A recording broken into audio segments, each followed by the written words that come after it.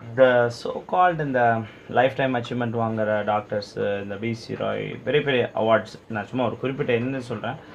அவங்களாம் என்ன சொல்கிறாங்க, ஹிஸ்ட்ரி டேக்கிங்லேயே நீங்கள் வந்து 90% ஆஃப் த டயக்னோசிஸ் வந்துடணும் அப்படின்னு. அப்புறம் இந்த இன்வெஸ்டிகேஷன்ஸ் பற்றி கேட்டோன்னா டாக்டர்ஸ்லாம் தாறுமாறாக சொல்கிறாங்க, இந்த மாதிரி நாங்கள்லாம் கிட்னி ஃபெயில்னாலாம் கூட கான்ட்ராஸ்டாக போடுவோம் அப்படின்னு. சரி, டயக்னோசிஸ் எதுக்கு? லேப் டயக்னோசிஸ், இன்வெஸ்டிகேஷன் உங்கள் கிளினிக்கல் டயக்னோசிஸை சப்போர்ட் பண்ணுறதுக்கு. எல்லாத்தையும் டெஸ்ட் பண்ணிடுவீங்களா? எல்லாம் இந்த ஒரு படத்தில் வடிவேலண்ணன் சண்டைக்கு வரும்போது இருங்கடா ஆம்பளைங்களை கூட்டிகிட்டு வரேன்னு சொல்லுவார். இன்னொரு படத்தில் விவேக் அண்ணன் ஒரு போலீஸ் அதிகாரி சொல்லுவார், இந்த நாய்ங்க எத்தனை கேஸ் சால்வ் பண்ணியிருக்கு தெரியுமா? அப்போ ஒன்று கூட நீங்கள் கண்டுபிடிக்கலையா? ஓகே, நான் இது வந்து ரெடிகுலஸ் எல்லாம் சொல்லலை, ஏன்னா நானும் தான் இன்வெஸ்டிகேஷன் எழுதுகிறேன், சிடி பிரெயின் எழுதுகிறோம், பிஎன்எஸ் எழுதுகிறோம். ஓகே, யுவர் டயக்னோசிஸ் உங்கள் lab investigation should support your diagnosis. But your investigation, ஒரு உதாரணங்க, எனக்கு ரொம்ப வேண்டியவர் பெரிய வயிறு வச்சுக்கின்னு வயிற்று வலிக்குன்னு ஒரு ஹாஸ்பிட்டல் போகிறாரு. அவருக்கு அம்பிளிகல் ஹெர்னியா இருக்குது, 2 சென்டிமீட்டர் டிஃபெக்ட்டு, அதில் ஒமெண்டம் தான் அடைச்சிக்கிட்டு இருக்குது.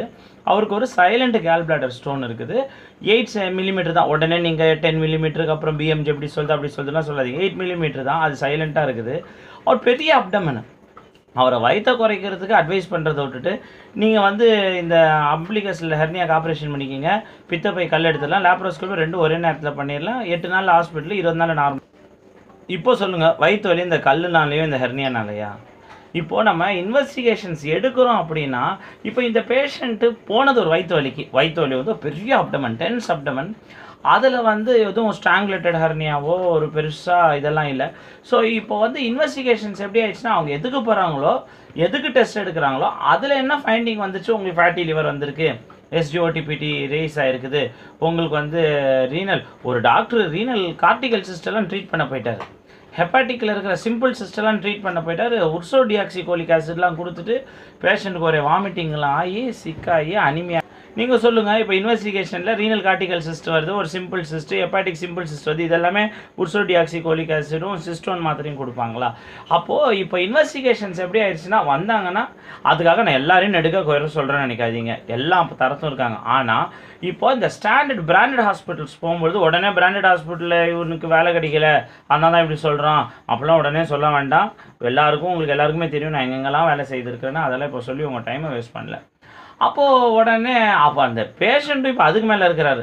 நமக்கு தெரிஞ்ச பேஷண்ட் கேட்குறாரு, டாக்டர் எனக்கு பித்தப்பையில் கல் இருக்குன்னு சொல்லிட்டாங்க, டாக்டர் இப்போ என்ன சஜஸ்ட் பண்ணுறாங்க, ரோபாட்டிக்கில் பண்ணலாமா லேப்ரோஸ்கோப்பியில் பண்ணலாமா? சொல்லுங்கள் டாக்டர், என்கிட்ட என்னது இன்சூரன்ஸ்லாம் இருக்குது டாக்டர், பெஸ்ட்டாக பண்ணிக்கலாம், நீங்கள் சொல்லுங்கள். நானே சர்ஜனு, உதாரணம், நான் சர்ஜன் இல்லை, நான் சர்ஜன். அவர் ஒரு சர்ஜன்ட்டே கேட்குறாரு, சர்ஜன்கிட்டேயே, அதாவது ஒரு ஹோட்டலில் வச்சுக்கிறவன்ட்டு போயிட்டு நல்ல ஹோட்டல் எங்கே இருக்குதுன்னு கேட்குற மாதிரி இருக்குது. இப்போ பேஷண்ட்ஸும் சரி. ஆக இப்போ பேஷண்ட்ஸும் மாறியாச்சு, டாக்டர்ஸும் மாறியாச்சு, நெடுக வந்து அதாவது தான் ஒட்டுமொத்தமாக சொல்கிறேன், communication skills of become poor. 4 things இருக்கணுங்க. ஃபஸ்ட்டு லவ், எம்பத்தி, அதாவது கிரீடினஸ் இருக்கக்கூடாது, கோவம் கூடாது, கடுஞ்சொல் கூடாது, இதாங்க ஃபஸ்ட்டு கம்யூனிகேஷனு. ஏன் இதெல்லாம் உனக்கு வந்தால் தான் தெரியும்? ஓகே, என்னப்பா இது பழைய டைலாகா? ஸ்கூல் படிக்கும்போது காலேஜ் வந்தால் தெரியும், காலேஜ் வந்தால் கல்யாணம் பண்ணால் தெரியும், கல்யாணம் பண்ணால் வேலைக்கு போனால் தெரியும். எப்போ தான்ப்பா விடுவீங்க இந்த டைலாகை? என்ன அதுக்கப்புறம் நான் அடுத்து இந்த ஹெவன் போனால் நீ செத்தா தான் தெரியும்னு சொல்லுவீங்களா? ஓகே, அதுக்குன்னு எல்லாமேவா தெரிஞ்சுக்க முடியும்? இந்த 15 வருஷத்தில் ஒன்றுமே தெரிஞ்சுக்க மாட்டோமா? ஆக மொத்தம் இன்வெஸ்டிகேஷன்ஸ் ஆர் ஓவர் டன் தான் அப்படிங்கிறது என்னுடைய. இப்போது ஹெச்பிஎவன்சிங்க ஒரு ஹாஸ்பிட்டல்லேருந்து எடுத்துகிட்டு வராங்க, அந்த ஃபைலில் வந்து ஒரு 10 நாள் முன்னாடி எடுத்த ஹெச்பிஎவன்சி இருக்குது. ஏன் அதை எடுத்துகிட்டு பார்த்தா இப்போ இன்பேஷண்ட்டில் பார்த்தா செல்லாதான்? உங்களுக்கு எதுக்கு புது ஹெச்பிஎவன்சி? அப்போ என்னென்னா, நீங்கள் ஃபஸ்ட்டு கொண்டு வந்த ஃபைலையும் பார்க்க மாட்டீங்க, அது 10 நாளில் எடுக்கப்பட அதெல்லாம் தெரியாது. அதுக்கு அவரோட treatment taken elsewhere, treatment taken outside அப்படின்னா உங்களுக்கு தான் பெத்த ஹாஸ்பிட்டலா? வேறு ஹாஸ்பிட்டலே பெத்த. இந்த சுப்ரீமேசியும் ஈகவும் போகிற வரைக்கும் இந்த அசால்ட்ஸ் நிகழும். இது பார்த்துக்கிட்டே இருங்க. இப்போ கூட ஸ்டாண்டில் இன்னொரு பேஷண்ட் டாக்டர் அடிச்சிட்டாங்களாம்.